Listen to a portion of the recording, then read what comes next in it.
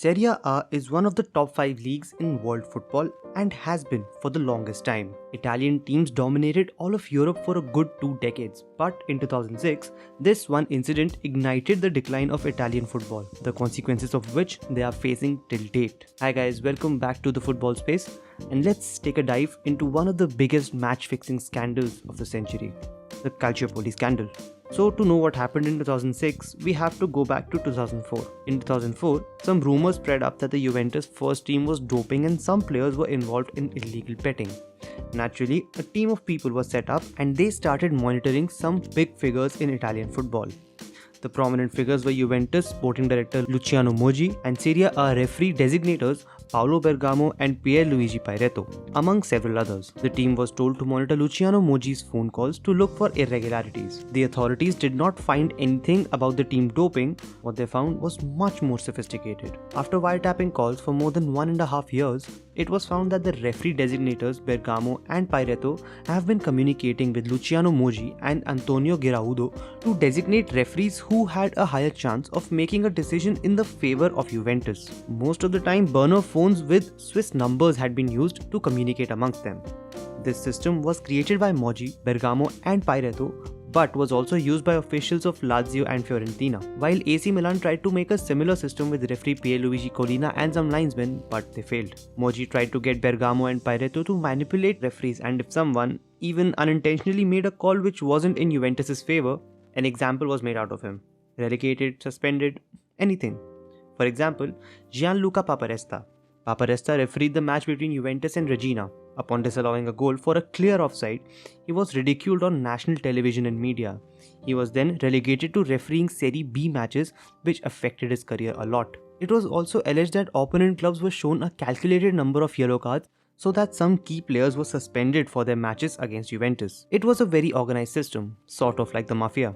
You manipulate the powerful ones, corrupt the workers, and make examples out of those who show resistance. Some prominent recordings revealed Moggi instructing Pairetto that Tiziano Pieri should referee the AC Milan vs Juventus fixture.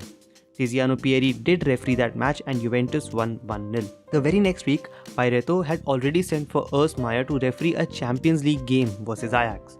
Maier refereed that match and again Juventus won 1-0. These are only two out of so many similar conversations and instances. Since Juventus are too powerful of a club in Italy because of the Agnelli family's influence, the reports instead of being submitted to a senior were leaked in the press. It was the headline of Italy and many other countries as the biggest sporting scandal in the history of Italy. Most of the Italian national team were present in front of investigators just a few days after lifting the World Cup trophy in Germany. Fabio Cannavaro and David Trezeguet were allegedly involved in illegally influencing results based on violence, whereas Gigi Buffon, probably Italy's player of the tournament, was ushered to court on allegations of illegal betting.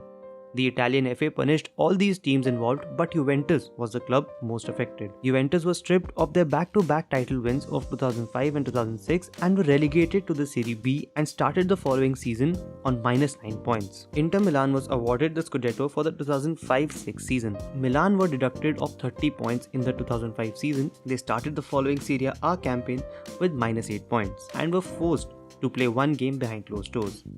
Fiorentina were not allowed to participate in the 2006 Champions League campaign and were forced to play 2 games behind closed doors. Lazio was forced out of the 2006 UEFA Cup campaign and also played 2 games behind closed doors. And Regina was incurred with a €100,000 fine and their president Pasquale Forti was banned from football for 2.5 years. After relegation, some of Juventus' first team players left for different clubs. Zlatan and Patrick Vieira joined Inter Milan. Cannavaro went to Real Madrid and Lilian Thuram joined Barcelona. Alessandro Del Piero, Gigi Buffon, Pavel Nedved and David Trezeguet were the players who stayed back as Juventus fought their way back into the Serie A. But the punishments did not help the already brutally tarnished image of Italian football. Despite Italy's international success, the scandal triggered a slow and agonizing decline for the league, as the last Champions League won by an Italian team was Inter Milan in 2010 under the chosen one. Luciano Moggi was sentenced with 5 years and 4 months in prison and a 5-year ban from football. Giraudo was also banned for 5 years and faced 3 years in prison. But they were acquitted of all charges in 2015 after the statute of limitations expired. I do feel that Italian football is gaining some ground, but still there are Italian fans accusing clubs of having settlements with Italian referees. Is it true though? Who knows? But what do you think? Let me know in the comments below, because that's it for today. You'll be seeing me very soon. Until then,